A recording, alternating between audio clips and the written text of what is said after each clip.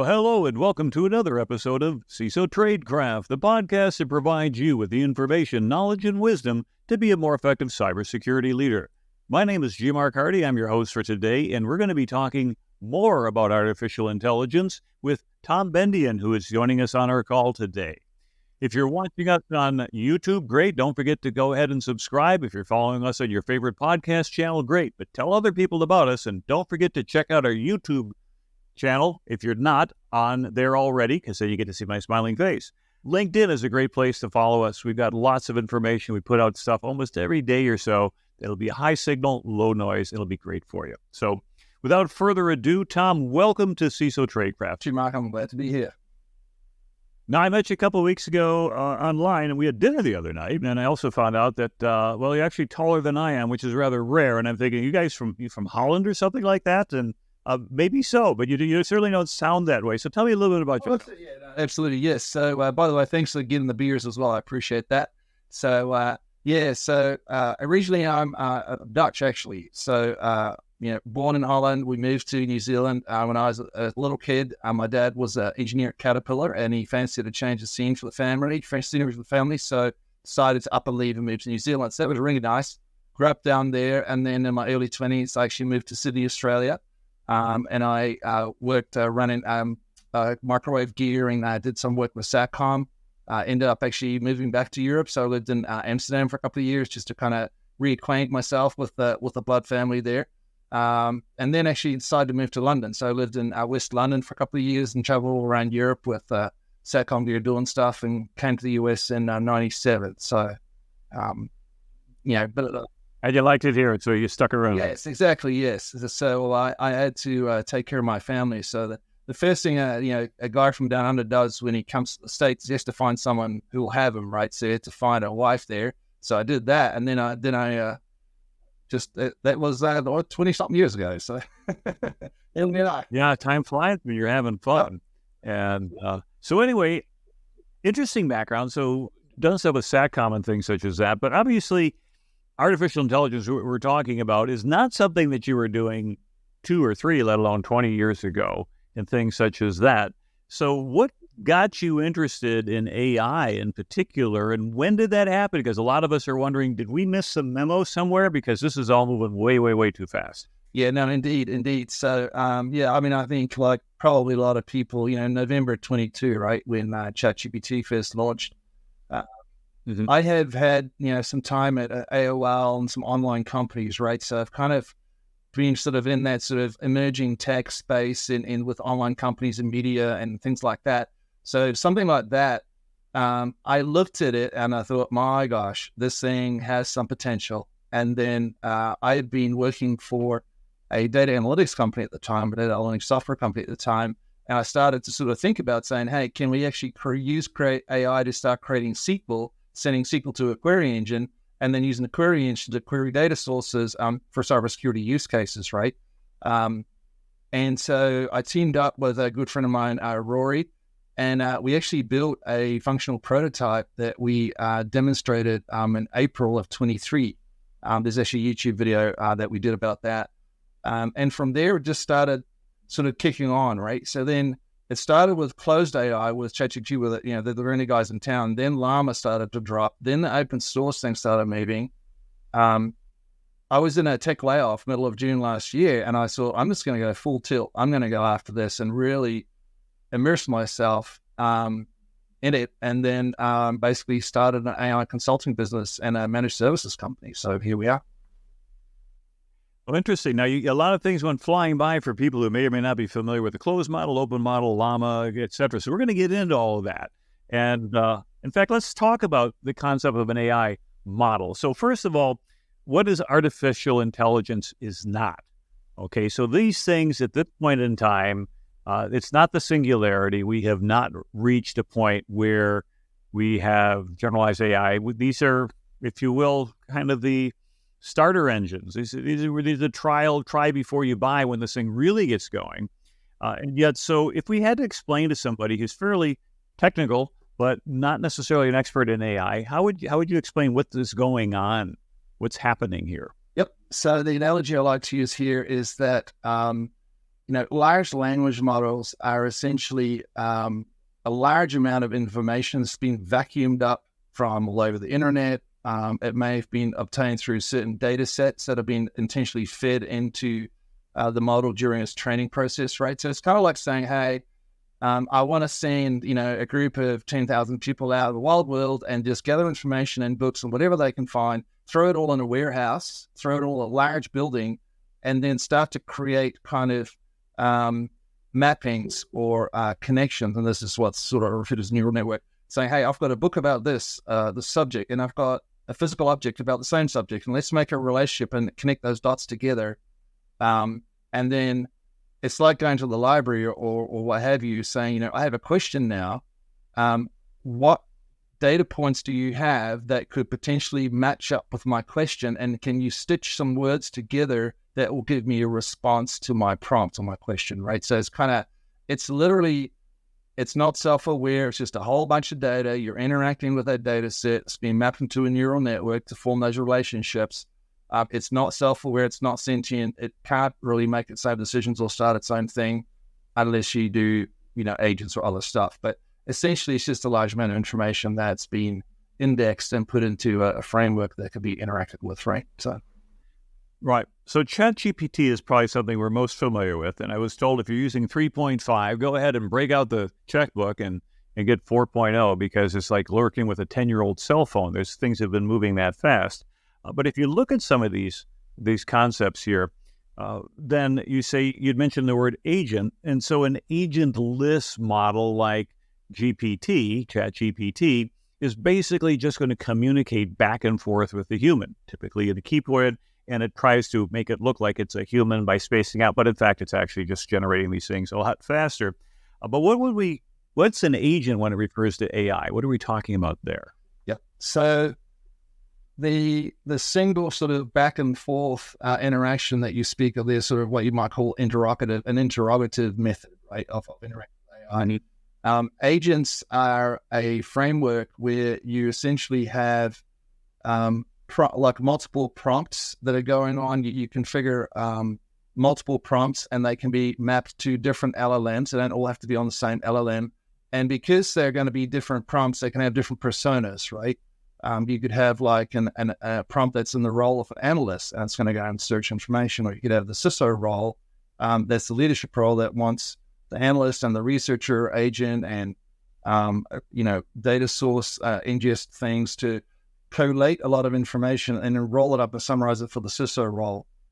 Okay. And the reason why agents are important at the moment is that even though you have these large language models that have like million token context size, we can dump lots of information in practice, that doesn't actually work very well, right? In practice, the model will get confused. It'll start to hallucinate. It'll start to, get confused and start going around and around. That's why breaking interactions with LLMs into small subtasks is actually more effective usually.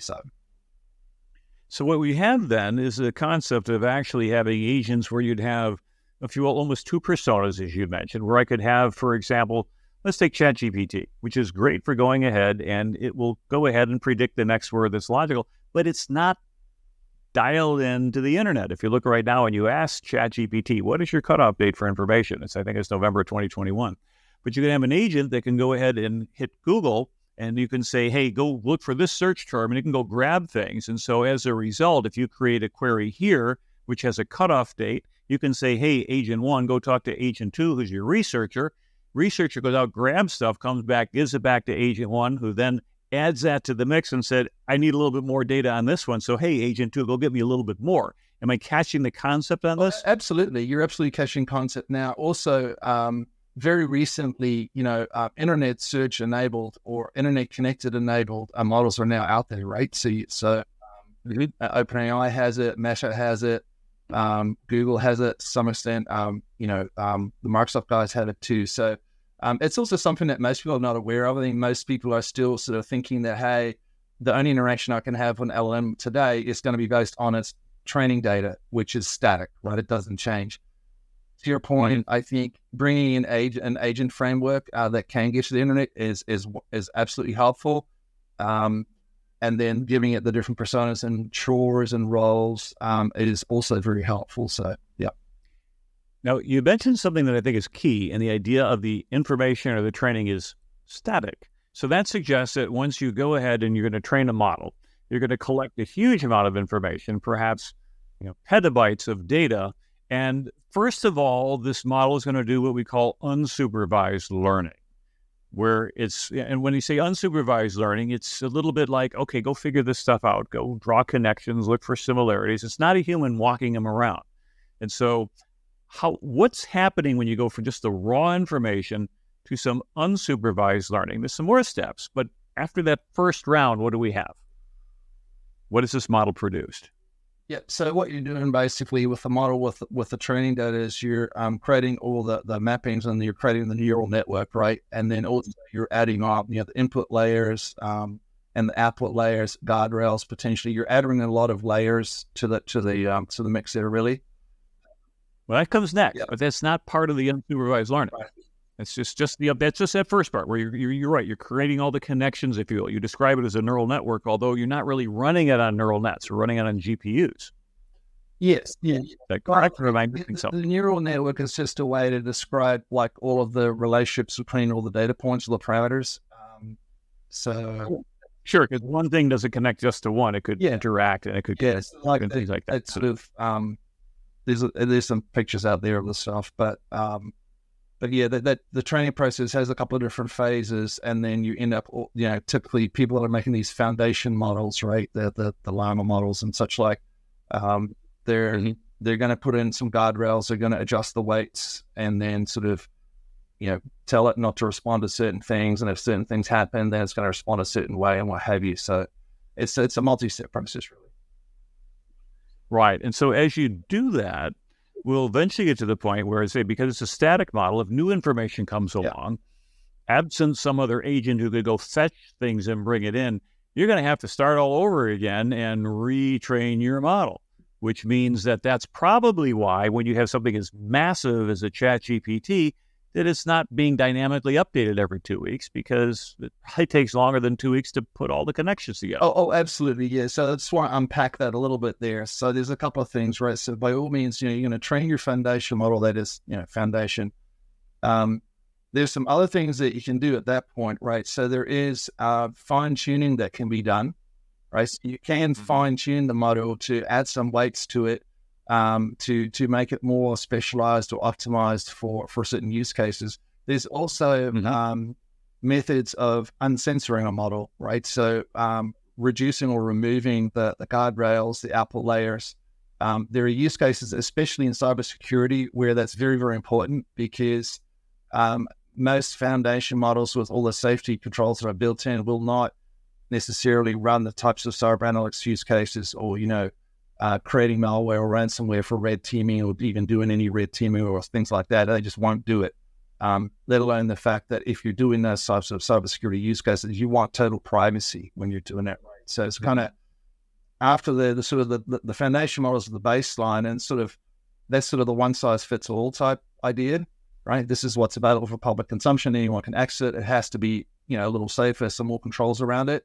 But then there's a whole nother world of this whole open source world that's out there with hundreds of thousands of different models that are fine tuned and uncensored and trained on different data sets, that's out there as well, So it's interesting. So what we find then is that sort of the generic model that everybody gets to, these public models, these that are trained in ChatGPT, you can't go in there and say, show me how to build a bomb, or show me how to go ahead and hack the Pentagon or something like that, because those guardrails, they don't exist necessarily in the pre-training, but that's what's put on later on by the people who know it. And I know there's been some fun tools out there. I think Gandalf.ai, if I remember the site, where it says, I've got a secret, but I can't tell you. And then you say, well, tell me. And then it gets smarter and smarter. And you get smarter and smarter by going ahead and essentially doing the equivalent of a prompt escape, where you're trying to come up with a workaround where you create the initial input for this model that changes the conditions of which it's going to generate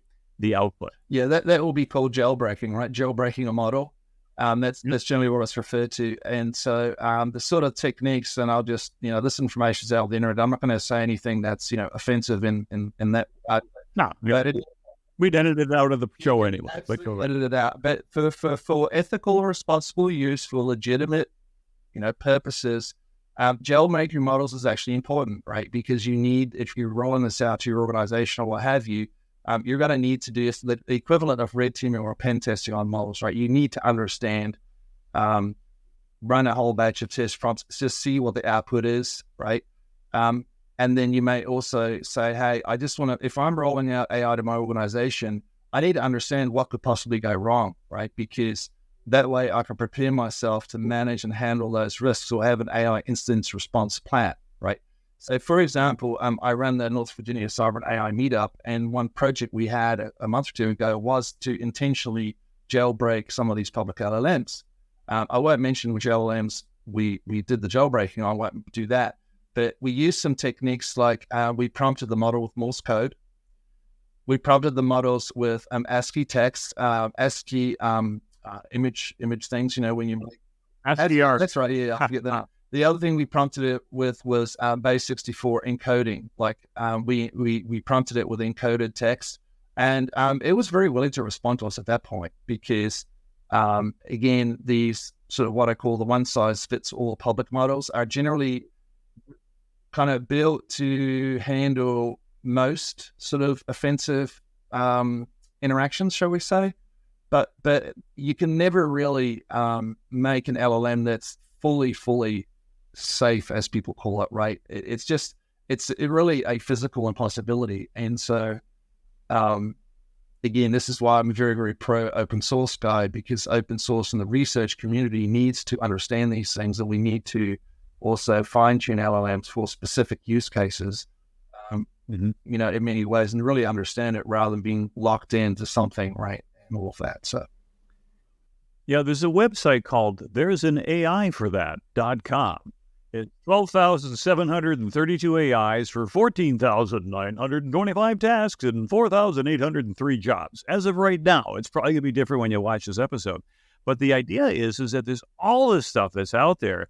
And is this mostly just kind of like MySpace, where everybody's creating their own little thing out there in the early days of the internet and most of it's garbage?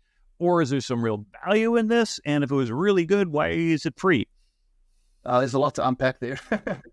Yeah, exactly. I keep you talking for a moment.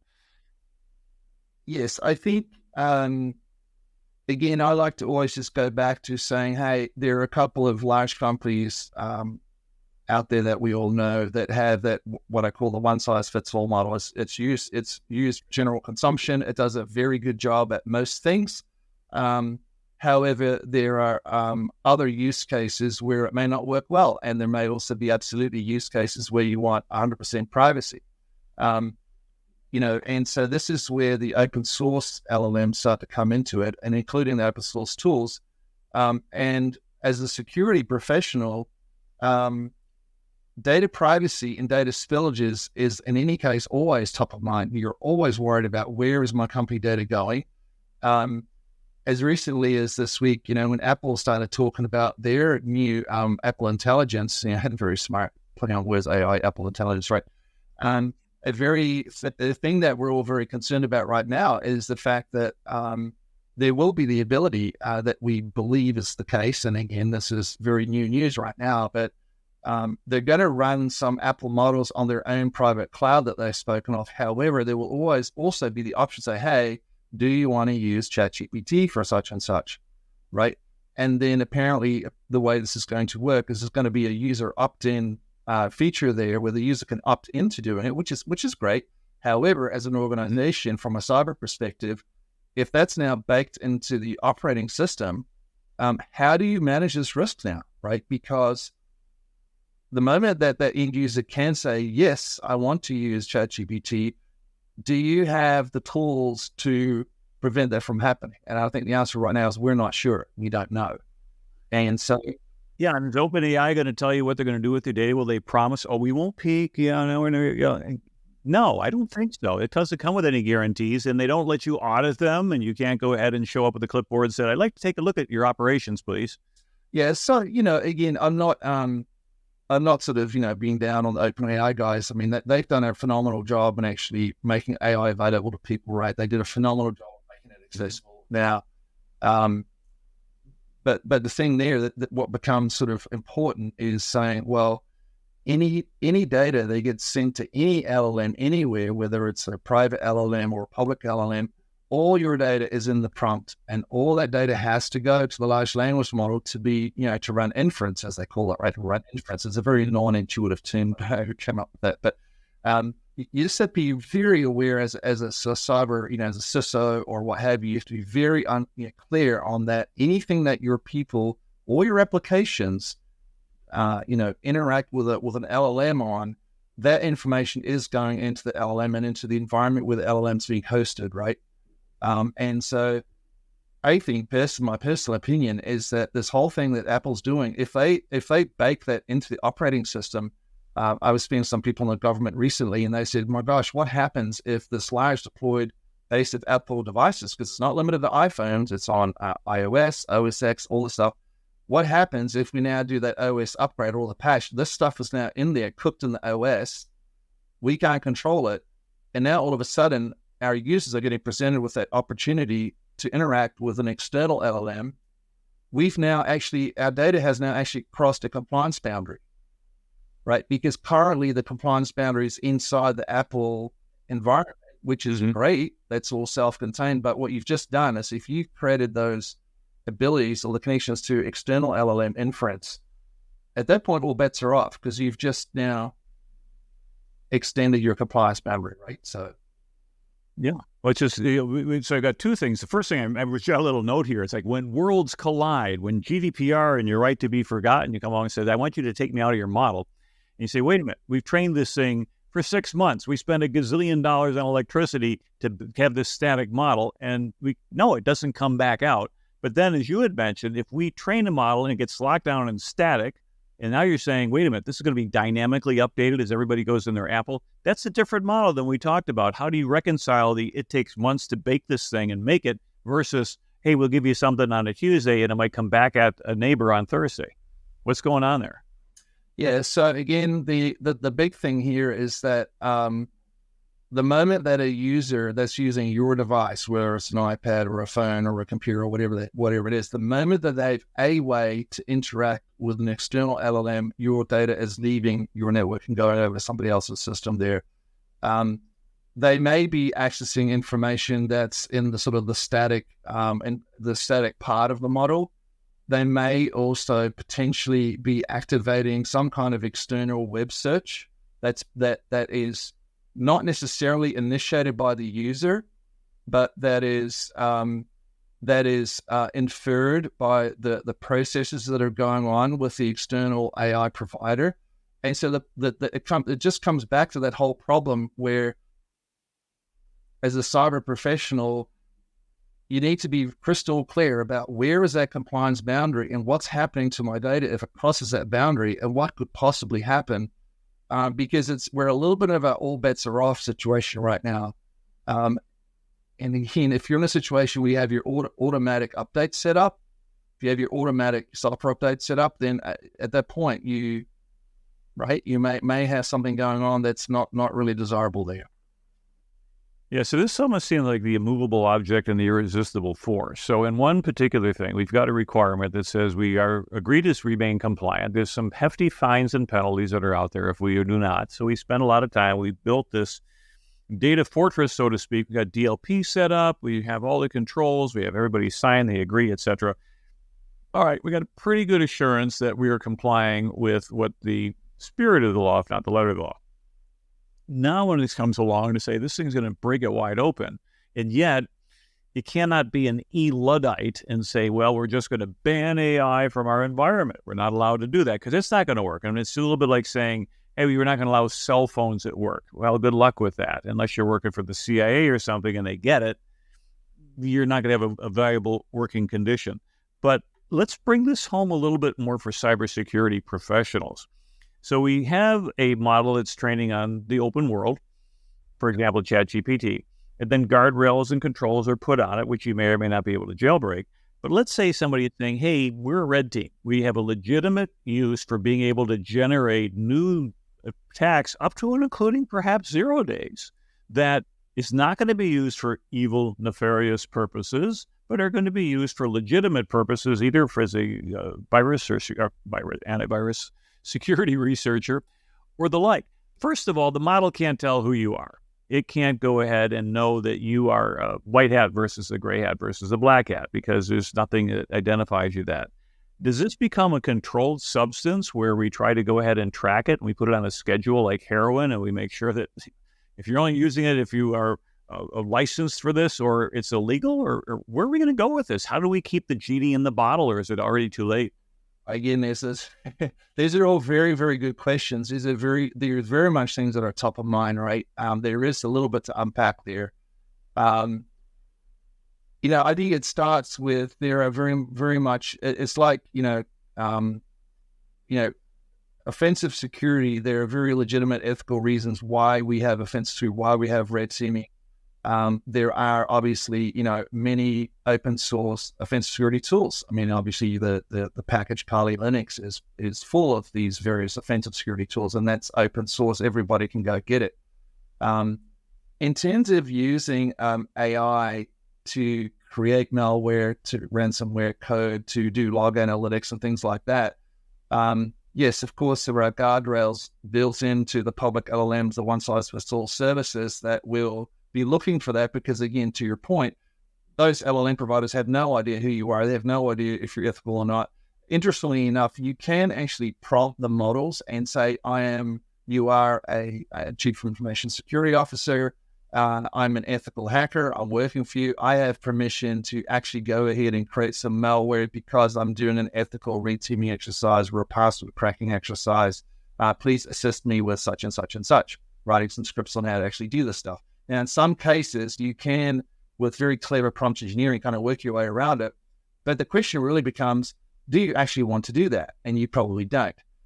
This is, again, where you go down that road of saying, hey, let's use an uncensored or a fine-tuned open source model running on our own infrastructure inside our compliance boundary, inside our own network, and we'll go to town and do whatever we want. And again, with my Cyber and AI meetup, this is exactly what we've done several times. We've actually set up private labs in the meetup and had professional red teamers actually showing other people that were there on how these things generally work, right? So the answer is you can absolutely and should be using AI for those things because the bad guys are absolutely doing that. They're absolutely doing it. They have no qualms.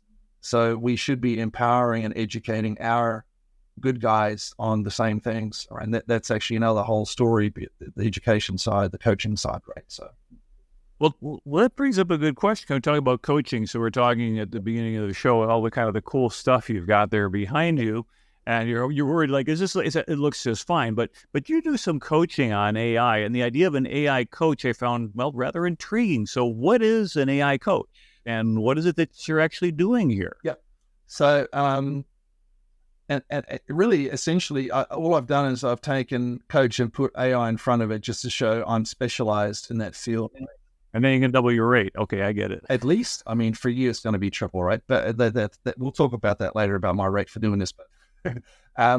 No, so I think what's happened with the way AI has been rolled out, the perception with everybody is that it's so easy to use. All I do is type my stuff into a little box there, and off I go, and now I get a response. Isn't that nice? Oh, I know that it's been trained on some certain data, and that it might be a little bit old, but I can kind of work around it. Oh, now they've got internet search built in there. Great. Oh, that's even better. That's great.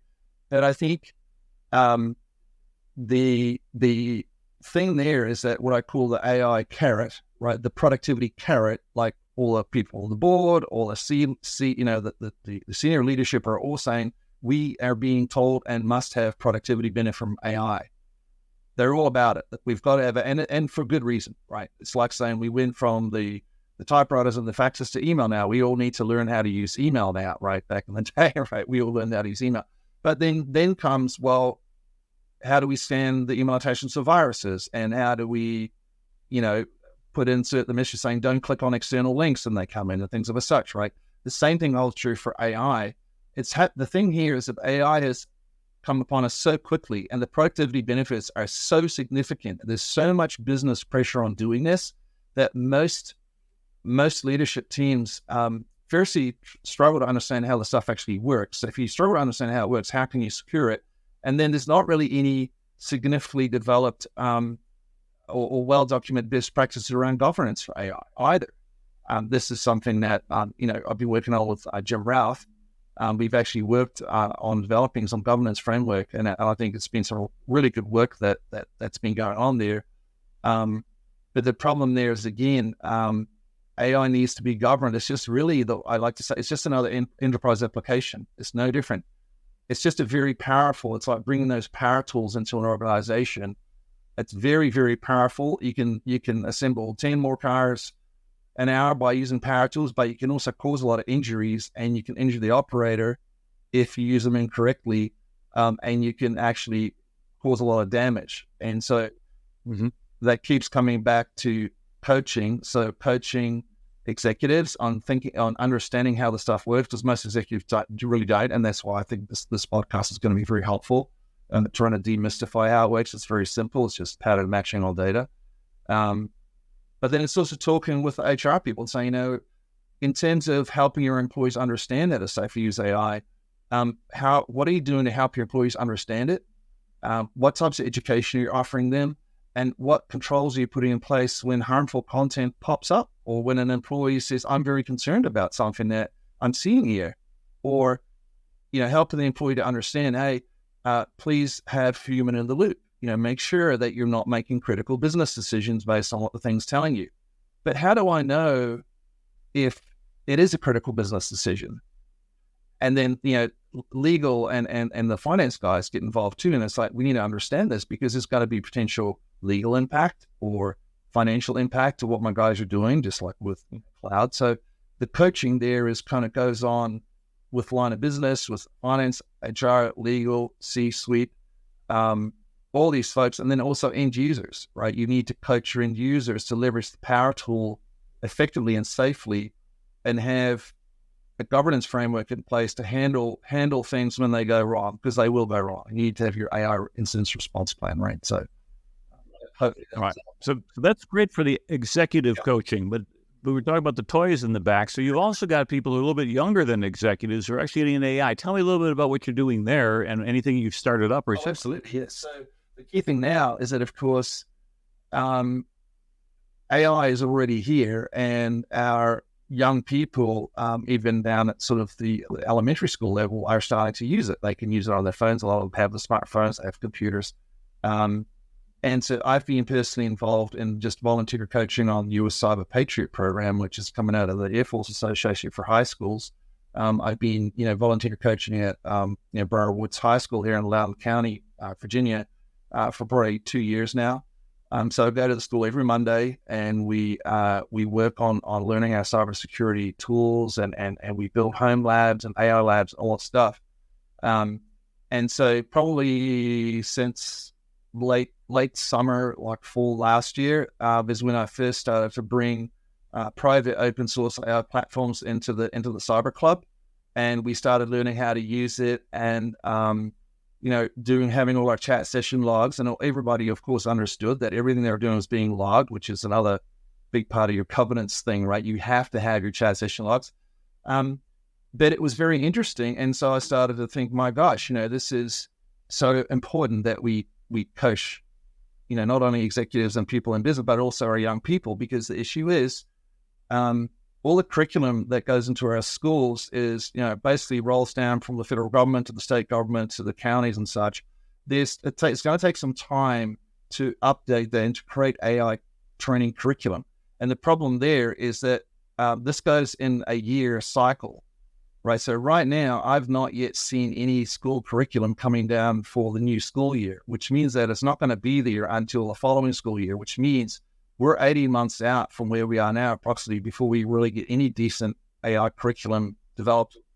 And that's another generation of AI, and then all the curriculum is going to be nearly obsolete, which is one of the difficulties in the .edu world, is that the bureaucracies, and this is not necessarily a criticism, it's just an observation, but in the desire to ensure that there's a deliberate process that the final curated output is effective in terms of education, that meets educational standards, anything external, that's great when you're teaching chemistry. The chemical reactions haven't changed in a few hundred years. Mathematics, unless you're at the extreme edge, hasn't changed a whole lot, and things such as that. But this is changing all the time.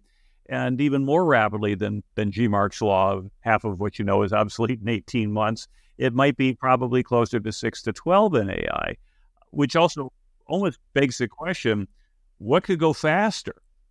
And how do we prepare for that? Is it going to be the AI itself that gets inside our OODA loop, but it can respond faster than a human? Or is there something that comes after this? Or have we kind of reached this is the fastest things will go? And nobody's ever been correct about that because we always find ways to go faster. So we've got executives that are getting coaching. We've got the young people who are getting an opportunity to get introduced. How about the rest of us? People listening to this podcast are probably somewhere in between. And they're going like, okay, come on, I've been listening to this thing.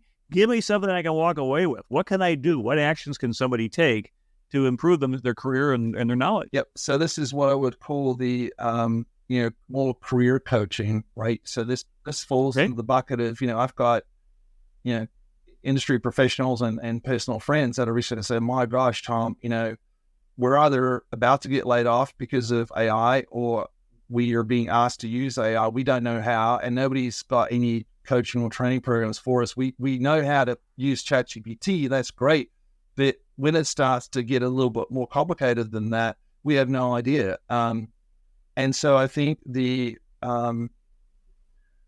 it's like saying we need some kind of an AI, power tool education program of some sort. This obviously needs to come down from the federal level. Absolutely. It needs to be very much ubiquitous and become part of our education process, no doubt. That obviously will take a little time.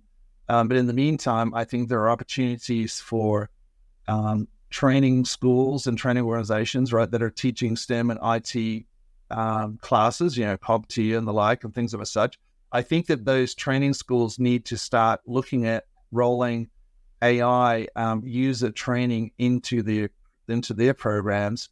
It's essentially what I'm doing now. And I am running small group programs. I have a new Tuesday night AI group starting online. I have my monthly event where I get industry practitioners coming together as well in person. It's very grassroots, right? Obviously, it's not. I'd like to scale it, but I don't really know what the answer is other than self-learning, self-study, trying to find local groups that are involved in AI, trying to make those relationships, looking at things like this podcast.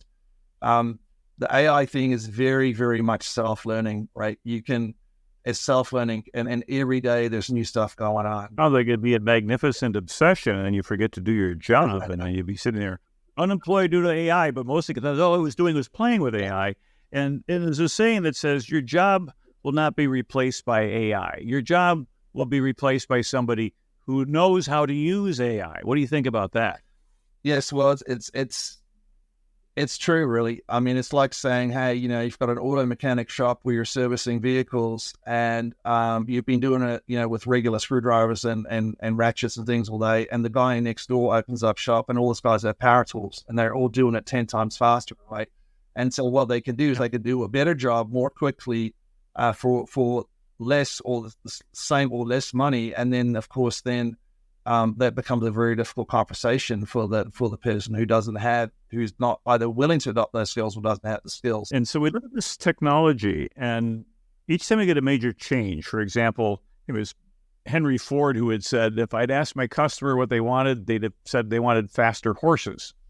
Of course, they have the automobile, and then we can go fast, but we have a kind of an upper limit. We're not flying around like Back to the Future, although it would have been cool. We passed that in 2015, but no flying cars. With AI, we get these huge productivity gains that we're advertising, but at some point that's going to level out. It's not going to infinitely increase. So when do we saturate at AI, or does it saturate? Do we simply say, we've been bumping along, boom, this is a step. We can either slowly climb it or we can jump up the step, but eventually it's a step function and something else is going to have to take us to the next level. How do we know when we're there? When do we stop asking for money or time or resources or training or other bodies or people or models to go ahead, or chips, to do this and simply say, hey, we're there. We're using AI to the maximum reasonable benefit. Everything else is going to be tangentially benefit. How do you know when you're there? Yeah, so it's interesting because I think there's a lot of focus and a lot of conversation about, when's the next model going to drop? When's the next model going to drop? How many, billion parameters does it have and all this stuff, and when can we get bigger GPU and faster GPUs?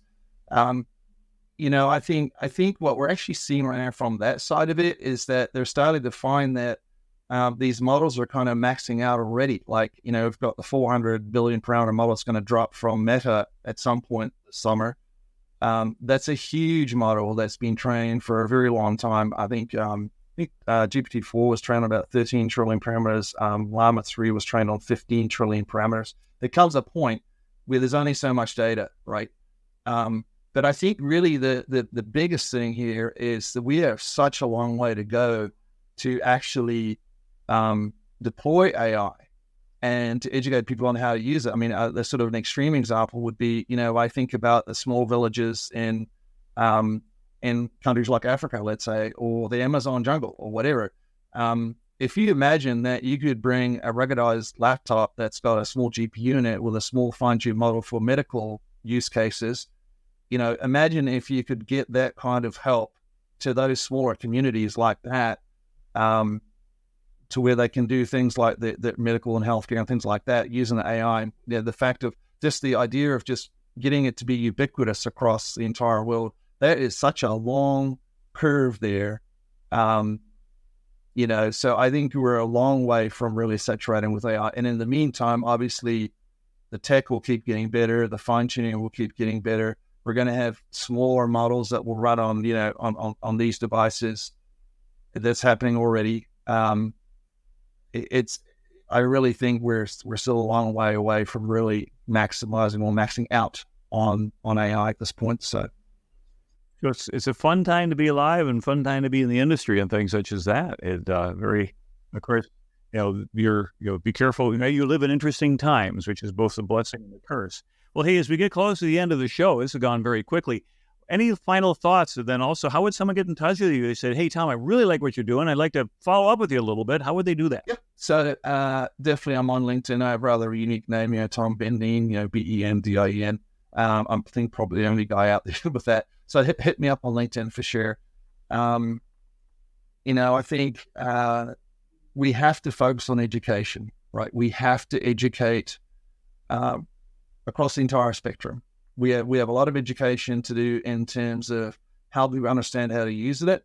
Absolutely, for the cyber community, we absolutely need to help the cyber community understand how to put cyber governance in place. Obviously there are, mainstream cyber tools manufacturers that are out there that are including AI in their tools, and that's great, and that's absolutely there. But there's so many other things going on, and I think again, it's about educating and, both from the school curriculum side of it, but then also industry has to figure out how we're going to educate organizations and employees, because otherwise it will start going off the rails and bad things will just keep happening, and it's just becomes a bit counterproductive. Yes. Well, it sounds like, so it could go well, could go poorly, could probably do a little bit of both. And it's really up to our responsible use for artificial intelligence. So I thank you for kind of giving it the overview. We took a look at AI. What is a LLM? How does a large language model work? It's basically a predictive model going to figure out the next mathematical thing in the sequence that could be the most logical thing that's going to come. We talked about private models versus public ones, how you could go have privacy there by having your own model running locally, train it on your own data, and then you can use it for things such as red teaming, pen testing, etc. You're not breaking any rules, nor are you giving away any information.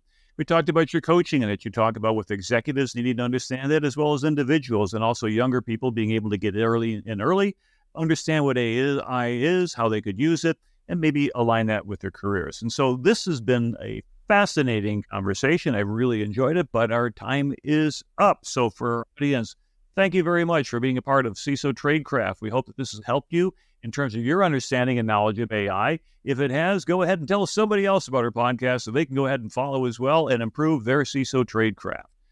Until next time, this is your host, G. Mark Hardy. Stay safe out there.